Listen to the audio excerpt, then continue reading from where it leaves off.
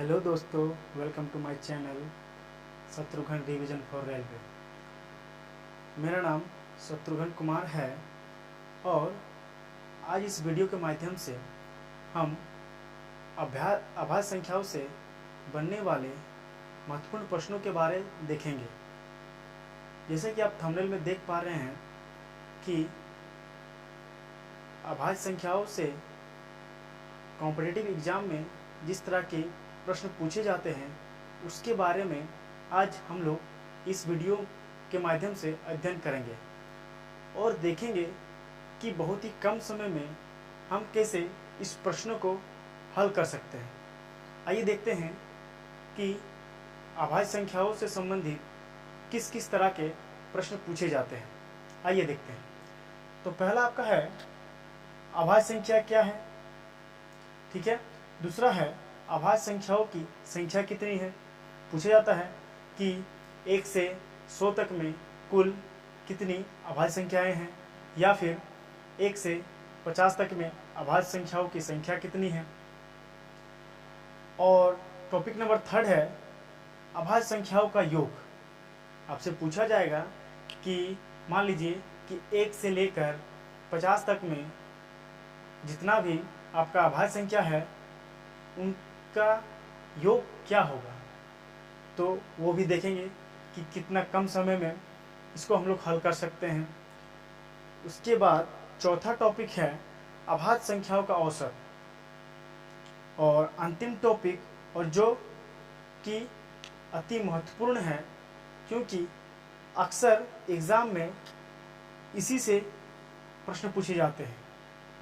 मान लिया जाए आपको 4 ऑप्शन दे दिया जाता है और पूछ लिया जाता है कि दी गई संख्याओं में से कौन से आभाज्य संख्याएं हैं या फिर नहीं हैं। तो हम देखेंगे कि इस टॉपिक अंतिम टॉपिक आभाज्य संख्याओं की पहचान हम लोग मात्र 2 या 3 सेकंड में कर सकते हैं। तो आइए देखते हैं कि बारी बारी से इस टॉपिक को करते हैं और देखेंगे कि किस तरह से हम आभाज्य संख्याओं की पहचान बहुत ही कम समय में कर सकते हैं। आइए देखते हैं। पहला टॉपिक है आभाज्य संख्याएं क्या है।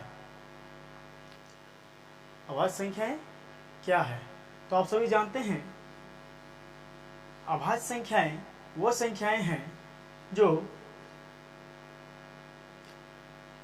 1 से विभाज्य हो और अपने आप से विभाज्य हो। आभाज्य संख्याएं वो संख्या है जो अपने आप से विभाज्य हो और 1 से विभाज्य हो। मान लीजिए 2, 3, 5, 7, 11 और भी आगे बहुत सी हो सकती है। अब आपसे पहला प्रश्न यही पूछा जाता है कि सबसे छोटी आभाज्य संख्या कौन है। पहला प्रश्न आपसे यही पूछा जाएगा कि सबसे छोटी आभाज्य संख्याएं क्या है, और ऑप्शन में आपको 1 और 2 दोनों दिया हो रहता है। और अधिकतर बच्चे इस 1 को टिक कर देते हैं, जो कि गलत है, क्योंकि सबसे छोटी आभाज्य संख्या वो 2 है। ठीक है, आपको याद रखना है कि आप कभी भी आपसे पूछा जाए कि सबसे छोटी आभाज्य संख्या कौन है, तो आपको 2 पर टिक करना है, ना कि 1 पर।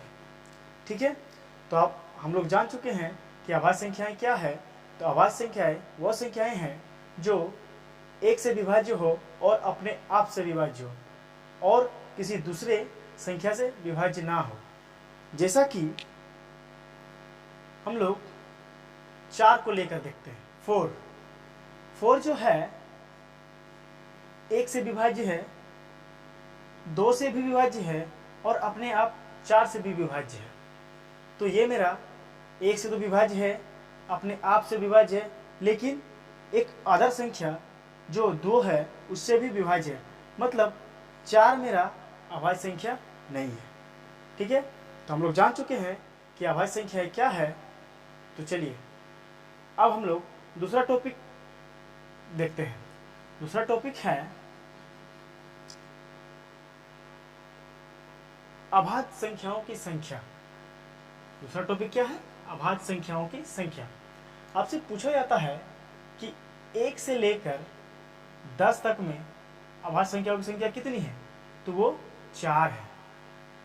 11 से लेकर 20 तक में अभाज्य संख्याओं की संख्या कितनी है? तो 4 है।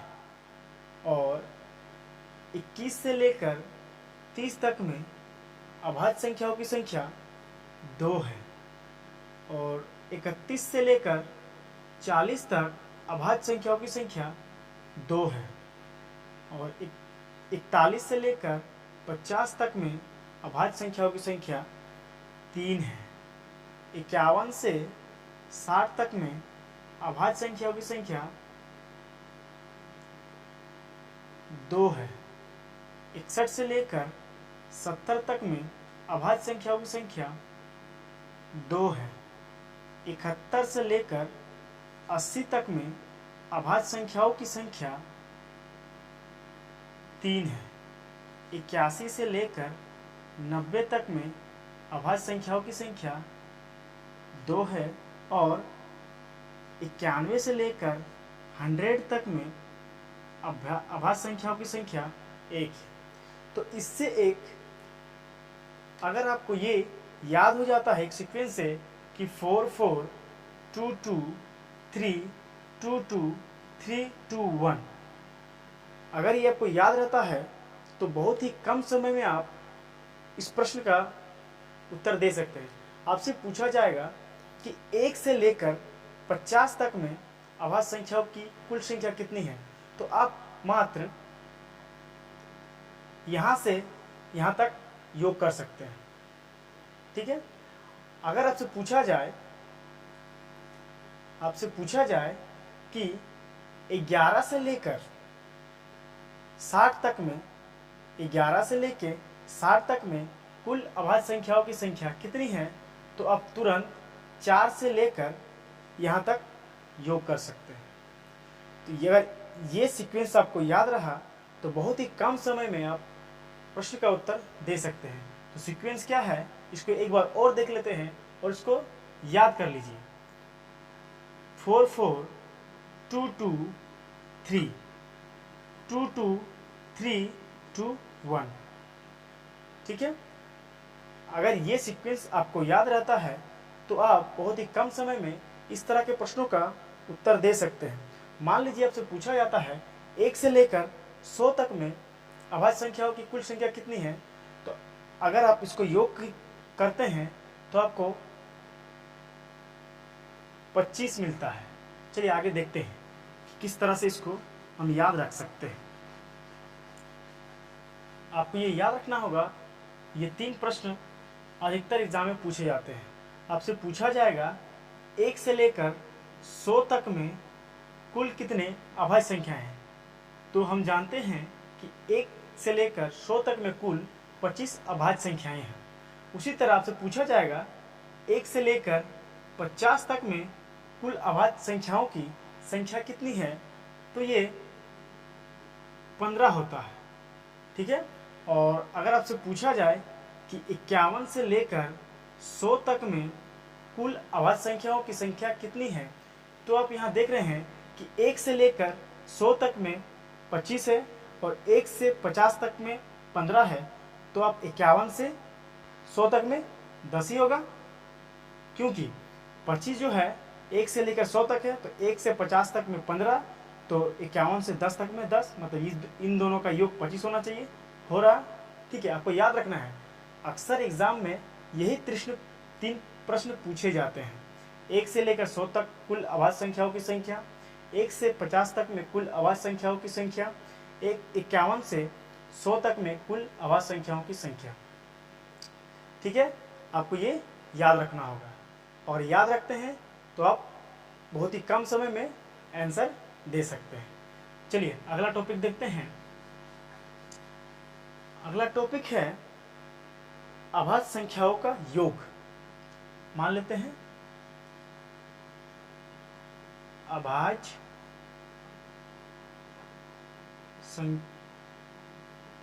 संख्याओं का योग। इसके लिए आपको एक ट्रिक या कॉन्सेप्ट याद रख सकते हैं। चलिए देखते हैं कॉन्सेप्ट क्या है। टॉपिक देख रहे हैं, थर्ड टॉपिक है अभाज्य संख्याओं का योग। इसके लिए आपको संख्या मालूम होना चाहिए। जिस तरह हमने देखा 1 से 10 तक में 4, तो वो 4 संख्याएं कौन कौन सी है उसको पता होना चाहिए।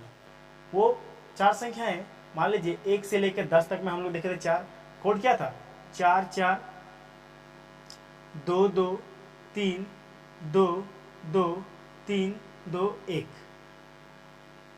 ठीक है, देखिए 2 यहाँ 2 2 2 बार 2 2 2 बार मीडिएटर 3 और यहाँ 3 2 1। ठीक है, ये सीक्वेंस याद रहेगा। तो हमने देखा है कि 1 से लेकर 10 तक में 4, 11 से लेकर 20 तक में 4 और 21 से लेकर 30 तक में 2। तो अब देखते हैं कि वह कौन कौन सी संख्याएं हैं। यहाँ तो हम डायरेक्ट आंसर दे सकते हैं, लेकिन योग के कंडीशन में आपको संख्या मालूम होना चाहिए। और वो संख्याएं कौन कौन सी है आइए देखते हैं। उसके लिए आपको 6 के टेबल को बेस मानना है। ठीक है, 12 6 3 18 6 4 24 6 5 30 6 6 36 6 7 42 6 8 48 6 9 54 6 10 60 6 11 66 6 12 72 6 8 मतलब और जोड़ते जाएंगे और आगे करते जाएंगे 84 और भी आगे होगा। चलिए ठीक है, यहाँ तक रखते हैं, हम देखते हैं अब आगे कर सकते हैं इसको। ठीक है, वो करना क्या है 6 के टेबल को बेस मानना है और एक प्लस और एक माइनस करना है। आपको ये आगे तक करते रहना है।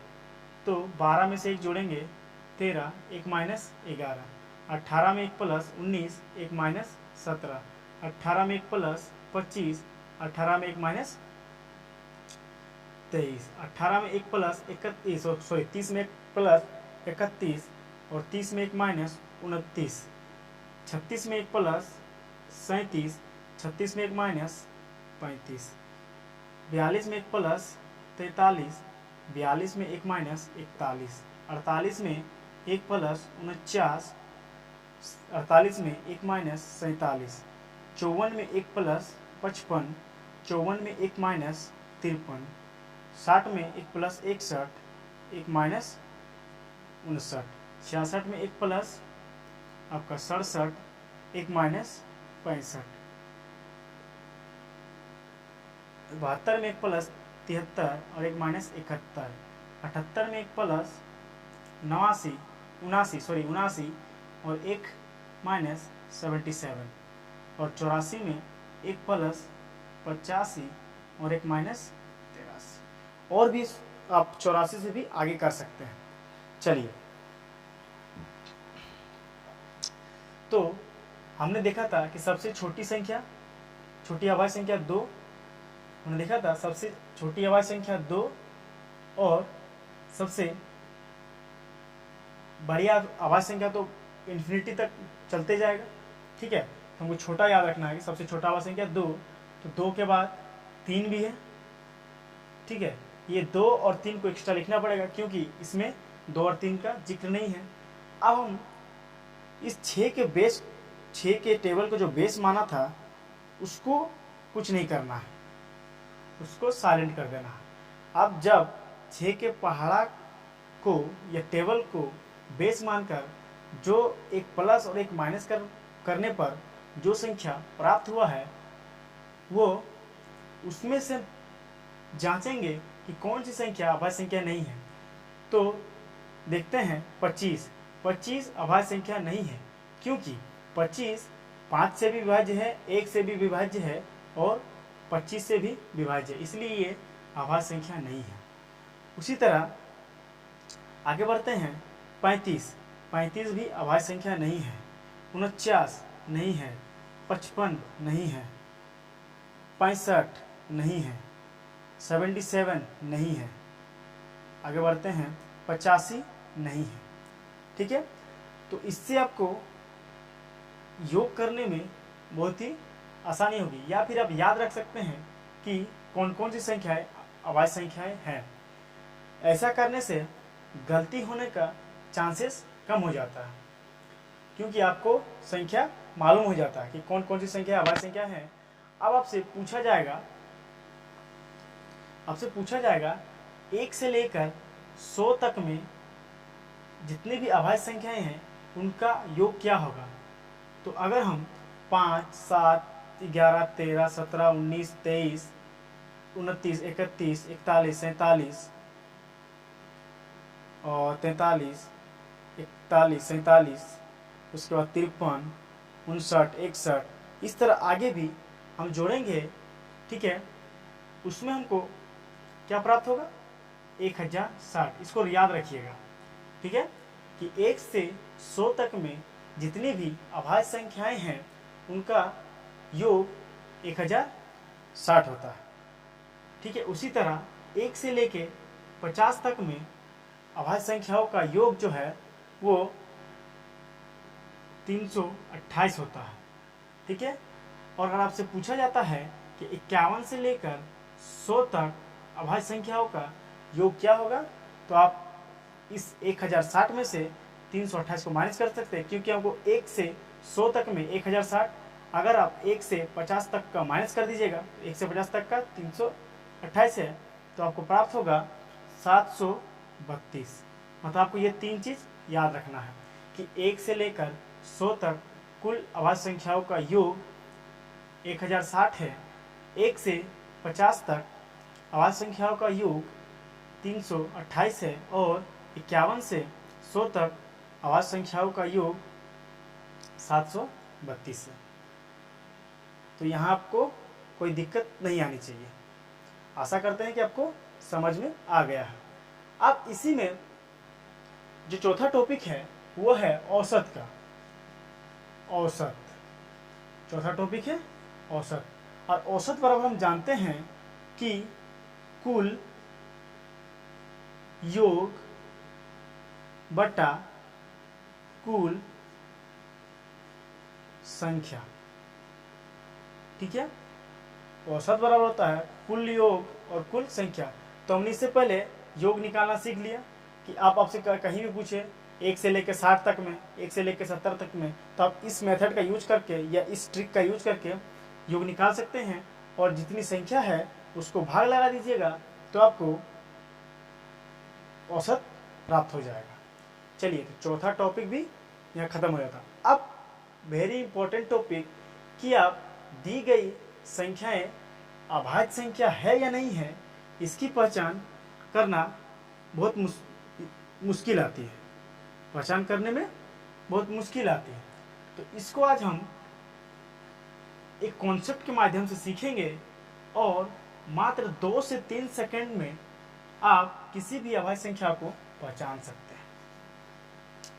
ठीक है, आइए देखते हैं कि आप कैसे किसी अभाज्य संख्या को विदिन 2 या 3 सेकंड में कैसे पहचानेंगे। ठीक है, तो टॉपिक है 5वां और अंतिम, क्या है, अभाज्य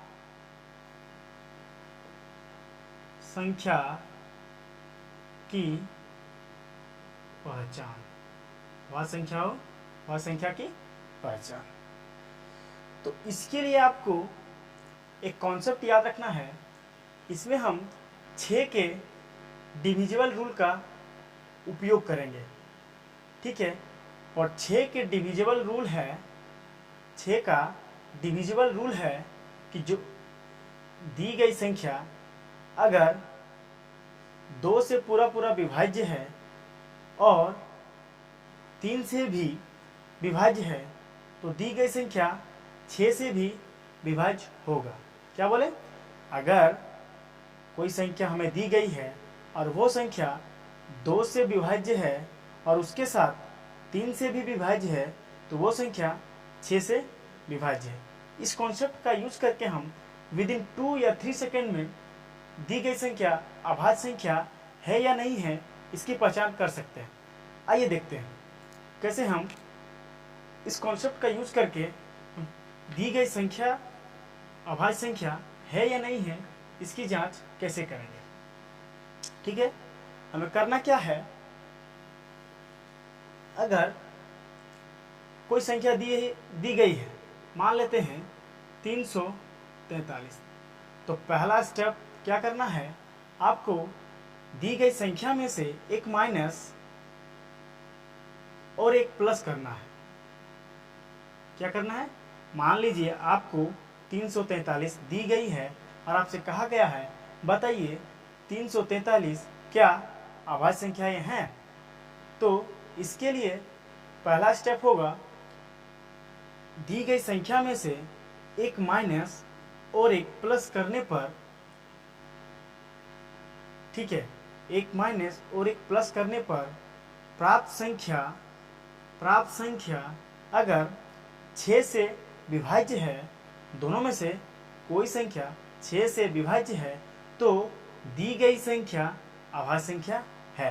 कैसे, मान लीजिए एक माइनस करने पर हमें 342 प्राप्त हुआ है, ये 6 से विभाज्य है या नहीं है इसके लिए हमें 2 और 3 के डिविजिबल रूल मालूम होना चाहिए ताकि जल्दी कर सकें।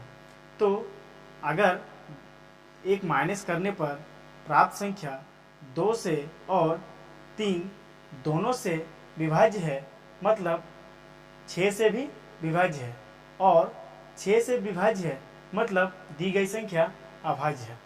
आइए चेक करते हैं। तो 2 से विभाज्य है या नहीं इसके लिए क्या होता है,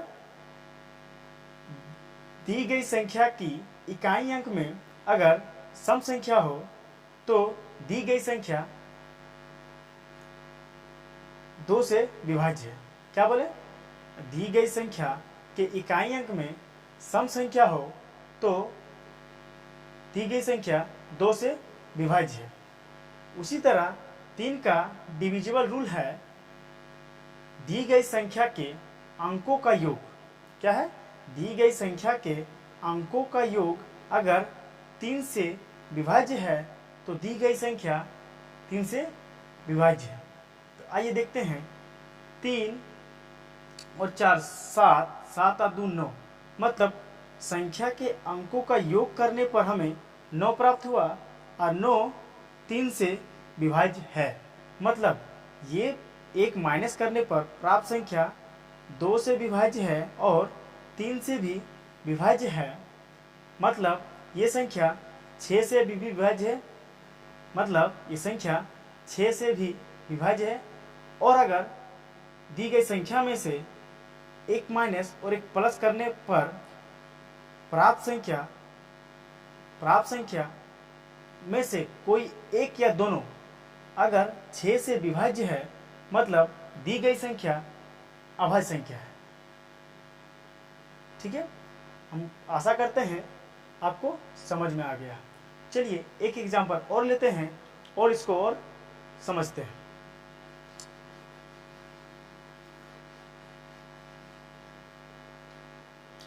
मान लेते हैं कोई संख्या ये दी गई है, ये संख्या दी गई है और आपको पता करना है कि दी गई संख्या अभाज्य संख्या है या नहीं। इसके लिए हम पहले संख्या में एक माइनस और एक प्लस करेंगे। तो इस संख्या में एक प्लस करने पर हमें ये संख्या प्राप्त होगा, माइनस करने पर ये संख्या प्राप्त होगा, और एक प्लस करने पर ये संख्या प्राप्त होगा।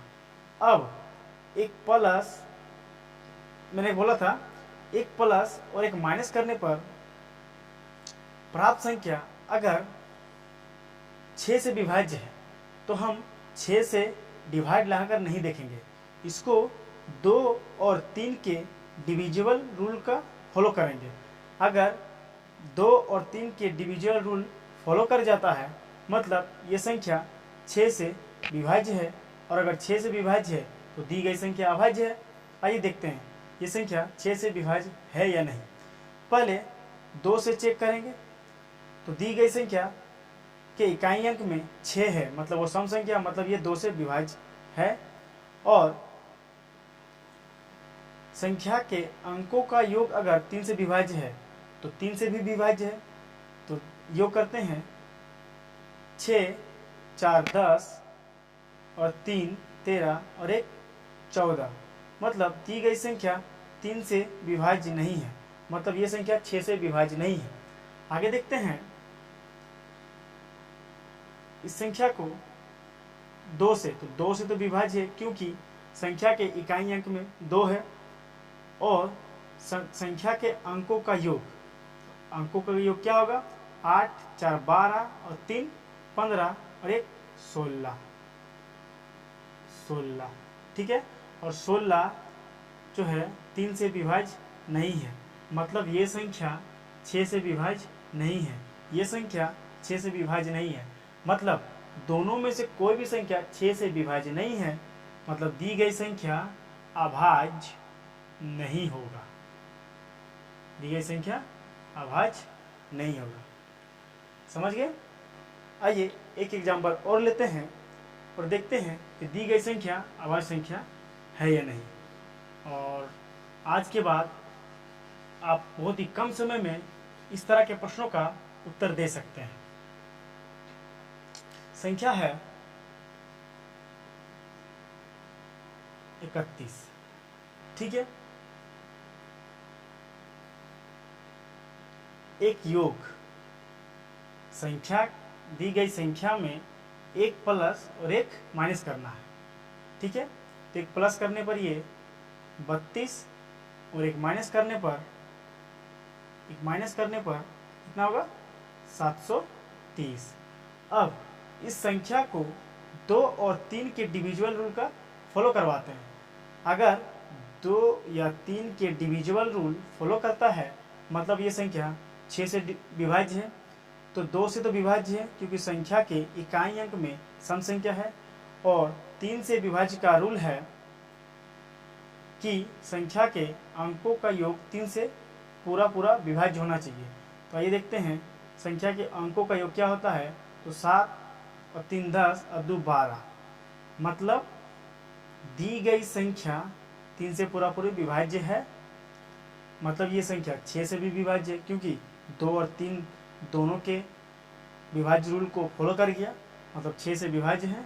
मतलब एक प्लस और माइनस करने पर दोनों में से कोई एक संख्या 6 से विभाज्य है, मतलब दी गई संख्या मेरा अभाज्य है। चलिए, आशा करते हैं कि आपको समझ में आ गया होगा। तो इस तरह की ट्रिकी और कैलकुलेशन वीडियो देखने के लिए मेरे channel Shatrughan revision for railway को सब्सक्राइब करें और बेल आइकन को जरूर दबाएं ताकि आपको रेगुलर अपडेट्स मिलती रहे। और मेरे इस चैनल पर रेलवे एनटीपीसी 2016 के ऑफिशियल पेपर का सेल्फ रिवीजन वीडियो डाला जाता है, जो कि मात्र 7 मिनट में आप एक पेपर के जीके जीएस और अपडेटेड करंट अफेयर का रिवीजन कर सकते हैं।